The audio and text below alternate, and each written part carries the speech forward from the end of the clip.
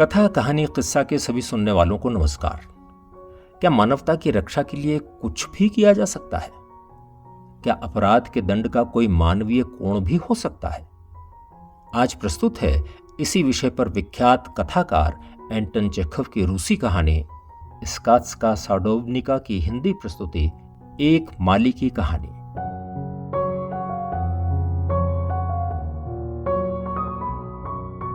Count N के उद्यान में फूलों की सेल लगी हुई थी। फूल खरीदने वालों की संख्या बहुत ज्यादा नहीं थी। मैं, मेरा पड़ोसी जमींदार और लकड़ियों का एक जवान व्यापारी ही वहां मौजूद थे। उद्यान के कर्मचारी उन शानदार फूलों की पैकिंग में व्यस्त थे जो हमने खरीदे थे। हम लोग इस बीच उद्यान के गेट के पास बैठकर इधर उधर की गपशप कर रहे थे।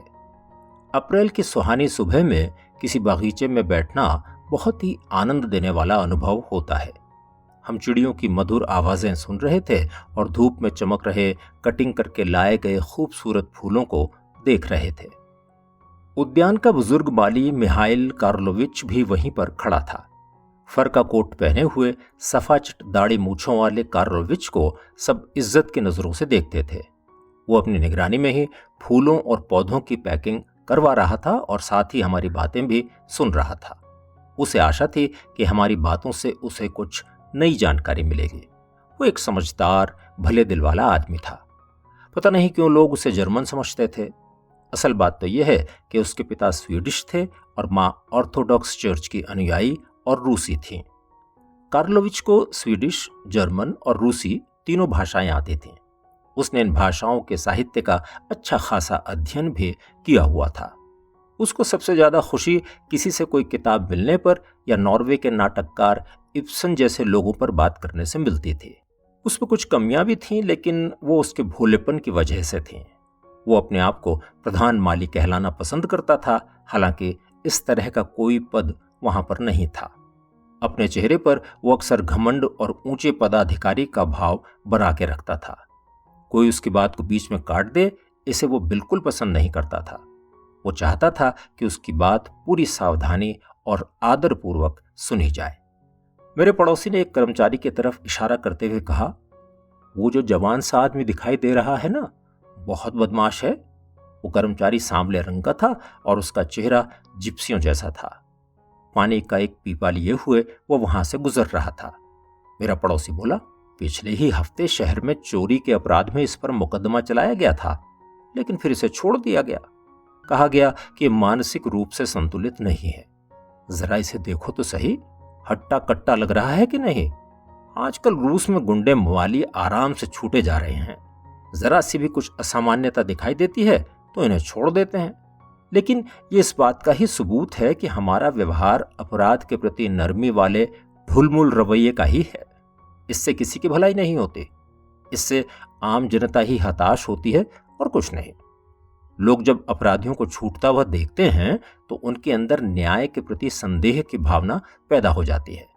इस सब के बावजूद आजकल हमारे समाज में फैली बुराइयों और भ्रष्टाचार को देखते हुए लोग शेक्सपियर की बात दोहराने लगते हैं। वो कहते हैं कि शेक्सपियर ने भी तो कहा था कि सदाचारी व्यक्ति को दुराचार को माफ कर देना चाहिए। लकड़ी के व्यापारी ने कहा, बात बिल्कुल ठीक है। बार बार अपराधियों के छूट जाने से आजकल हत्या और गंभीर अपराध साधारण बात हो गए हैं। कार्लोविच हमारी तरफ मुड़ा और बोला, जेंटलमैन, जहां तक मेरा मानना है, मैं निर्दोष घोषित किए जाने वाले फैसलों पर हमेशा खुश होता हूं। मुझे नैतिकता और न्याय की कोई चिंता नहीं होती जब किसी को निर्दोष घोषित किया जाता है, बल्कि इसके उलट मुझे इस तरह के निर्णयों से खुशी महसूस होती है। यह हो सकता है कि मेरा दिमाग कहे कि जूरी ने अपराधी को निर्दोष घोषित कर गलती की है, लेकिन तब भी मैं खुद को विजयी देखता हूं। जनाब, आप खुद देखिए, अगर जज और जूरी को गवाहों, सबूतों, वकीलों की जिरहों पर विश्वास न होकर व्यक्ति के ऊपर ज्यादा विश्वास हो तो इसमें बुराई क्या है? इस तरह का विश्वास केवल उन व्यक्तियों के अंदर ही पैदा हो सकता है जो प्रभु यीशु को समझते हैं और उसे महसूस करते हैं। मैंने कहा, बहुत सुंदर विचार है। इस पर बागवान मुस्कुराते हुए बोला, लेकिन यह कोई नई बात नहीं है। मुझे ऐसे एक महान आदमी की याद आती है जिनके बारे में मैंने बहुत पहले सुना था। बहुत ही शानदार व्यक्ति थे ये साहब। इनके बारे में मुझे मेरी प्यारी दादी माँ ने विस्तार से बताया था। यह किस्सा उन्होंने स्वीडिश भाषा में सुनाया था। रूसी भाषा में इसमें वो मज़ा और आनंद नहीं आता जो स्वीडिश भाषा में आता था। लेकिन हम सब ने बूढ़े माली से कहा कि रूसी भाषा की रुखाई को एक तरफ रखते हुए वो हमें यह किस्सा सुनाए। इस बात पर खुश होकर उसने पहले अपना पाइप सुलगाया, मजदूरों की तरफ देखा और किस्सा सुनाना शुरू किया। किसी छोटे से कस्बे में एक अकेला सीधा सादा बूढ़ा रहता था जिसका नाम थॉमसन या विल्सन जैसा कुछ था। जाति सूचक नाम कुछ भी हो, इससे क्या फर्क पड़ता है। वो बहुत सम्मानजनक काम करता था। वो एक डॉक्टर था। वो हमेशा उदास सा दिखाई देता था और लोगों से ज्यादा बातचीत भी नहीं करता था। जब उसे अपने काम के संबंध में कुछ पूछना होता या कोई जरूरी बात करनी होती, वो तभी बोलता था। वो कभी किसी के घर नहीं गया। उसकी पहचान उसके द्वारा चुपचाप किए जाने वाले अभिवादन तक ही सीमित रहती थी। किसी ऋषि की तरह वो अपना जीवन यापन कर रहा था। सच्चाई तो यह है कि वो बहुत ही ज्ञानी व्यक्ति था। उन दिनों ज्ञानी लोग आम लोगों जैसे नहीं होते थे। वो दिन और रात अपने विचारों में डूबे रहते थे, अध्ययन करते रहते थे या लोगों की बीमारियों का इलाज करते थे। दूसरी बातों को वो तुच्छ समझते थे और एक भी शब्द बोलने में समय बर्बाद नहीं करना चाहते थे। उस कस्बे के लोग इस बात को समझते थे और इसकी इज्जत भी करते थे। वो बिना किसी वजह के उसके पास नहीं जाते थे और उसके साथ फिजूल की गपशप से भी बचते थे। वो इस सब बात पर बहुत खुश होते थे कि भगवान ने उनके पास एक ऐसे बढ़िया व्यक्ति को भेजा है जो उनकी बीमारियों को दूर कर सकता है। ऐसा आदमी उनके शहर में रहता है, इस पर वो गर्व भी करते थे। उसके बारे में कहा जाता था कि उसे सब कुछ पता है। इतना ही काफी नहीं था, वो ये भी कहते थे कि वो सबसे प्यार करता है। इस बुद्धिमान आदमी की छाती में ऐसा दिल धड़कता था जो किसी फरिश्ते के जैसा था। हालांकि इस कस्बे के लोग उसके अपने नाते रिश्तेदार नहीं थे, लेकिन वो उन्हें अपने बच्चों जैसा ही मानता था।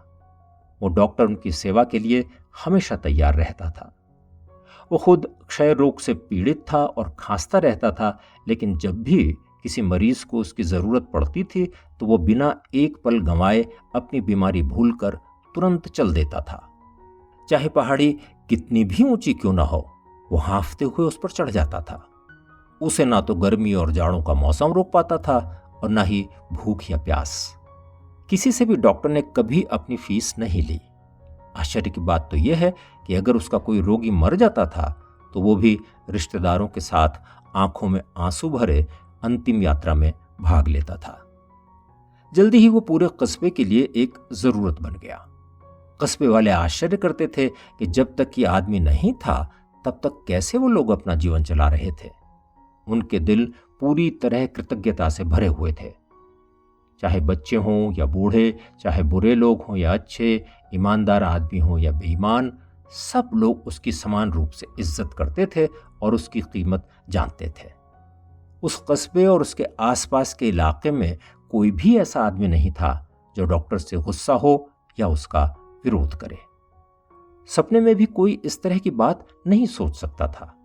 जब भी वो अपने घर से बाहर निकलता था तो किसी भी तरह की चटकनी या ताला नहीं लगाता था। उसे पूरा विश्वास था कि कोई भी उसके घर से कुछ नहीं चुराएगा। लोगों के इलाज के संबंध में उसे अक्सर जंगलों और पहाड़ों के कठिन रास्तों से गुजरना होता था। कई भूखे और लालची किस्म के आवारा लोग वहां घूमते रहते थे, लेकिन उसे कभी भी अपनी सुरक्षा के लिए कोई खतरा महसूस नहीं हुआ।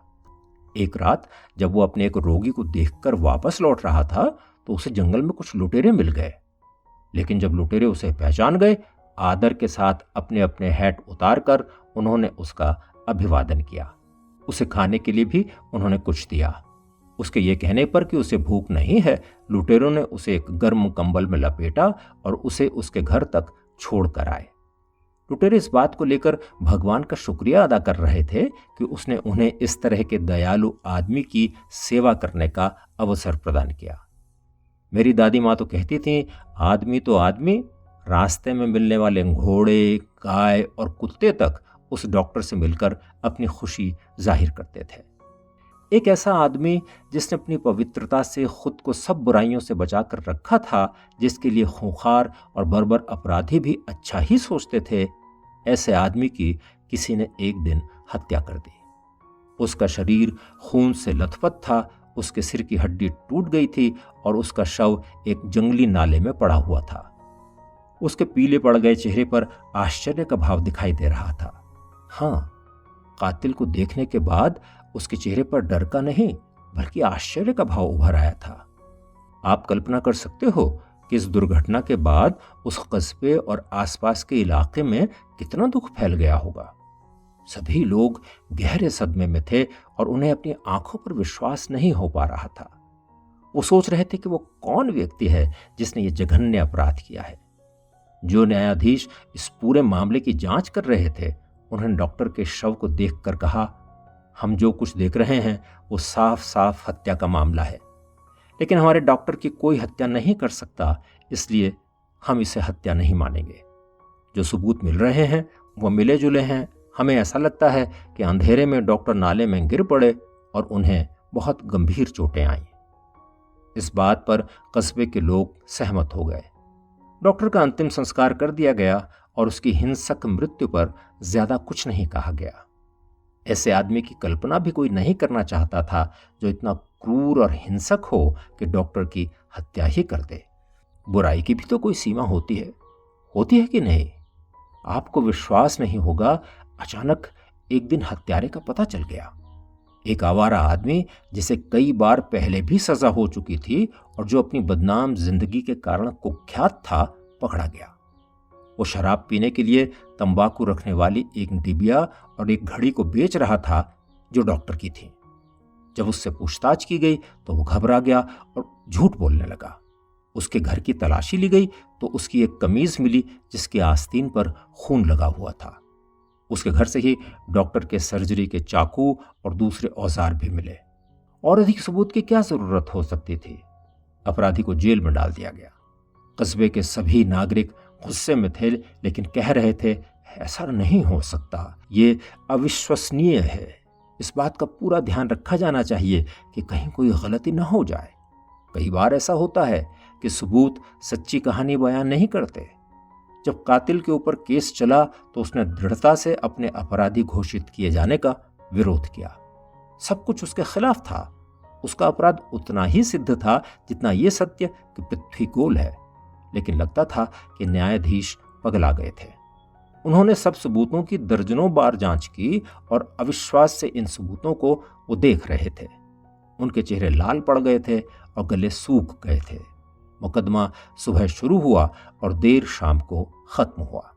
मुख्य न्यायाधीश ने हत्यारों को देखते हुए कहा, तुम्हें अपराधी घोषित किया जाता है। अदालत तुम्हें डॉक्टर की हत्या का अपराधी ठहराती है और तुम्हें इसके लिए सजा के तौर पर, मुख्य न्यायाधीश कहना चाहते थे कि अदालत तुम्हें मौत की सजा सुनाती है, लेकिन उनके हाथ से वो कागज नीचे गिर पड़ा जिसमें न्यायाधीशों ने अंतिम निर्णय लिखा हुआ था। मुख्य न्यायाधीश ने अपने चेहरे पर आ गए ठंडे पसीने को पोंछा और कहा, नहीं, अगर मैं गलत निर्णय लूं तो भगवान मुझे सजा दे। मुझे लगता है कि ये अपराधी नहीं है। मुझे विश्वास ही नहीं होता कि ऐसे आदमी का अस्तित्व भी हो सकता है जो हमारे प्रिय डॉक्टर की हत्या कर दे। कोई भी आदमी इतना नीचे तो नहीं गिर सकता। दूसरे न्यायाधीशों ने भी कहा, सच में इस तरह का आदमी वास्तव में नहीं हो सकता। भीड़ ने भी चिल्लाकर कहा, छोड़ दो, इस आदमी को छोड़ दो। हत्यारे को रिहा कर दिया गया और कहा गया कि वो जहां चाहे वहां जा सकता है। एक भी आदमी ने अदालत के इस फैसले को गलत नहीं कहा। मेरी दादी माँ कहा करती थी कि मानवता में इस तरह के विश्वास के लिए ईश्वर ने उस कस्बे के सभी निवासियों के पापों को क्षमा कर दिया। वो कहती थीं कि ईश्वर तब बहुत खुश होते हैं जब लोग ऐसा सोचते हैं कि आदमी ईश्वर की ही छवि है, उसका ही प्रतिरूप है। ईश्वर को तब बहुत दुख होता है जब लोग मानवीय गरिमा को भूल जाते हैं और मनुष्य के साथ कुत्तों से भी बुरा व्यवहार करते हैं। न्यायाधीशों का यह न्याय कि हत्यारे को निर्दोष घोषित कर आजाद कर दिया जाए, इस कस्बे के लोगों के लिए नुकसानदायक हो सकता था, लेकिन दूसरी तरफ एक आदमी पर विश्वास करने का जो लाभकारी प्रभाव उन पर पड़ा होगा उसके बारे में भी सोचो। कोई भी सकारात्मक विश्वास जो मरता नहीं है वो हमारे अंदर उदारता को जन्म देता है। यही हमें हर एक मनुष्य को प्यार और आदर देने के लिए प्रेरित करता है और यही सबसे बड़ी बात है। मिहाइल कार्लोविच की कहानी खत्म हो चुकी थी। मेरे पड़ोसी की कुछ आपत्तियां थीं, लेकिन कार्लोविच ने अपने हाव भाव से यह जाहिर कर दिया कि वो इन आपत्तियों के बारे में कोई बात नहीं करना चाहता। धीरे धीरे वो उन ठेलों के पास पहुंच गया जहां पर पैकिंग की जा रही थी और चुपचाप मजदूरों के काम को देखने लगा।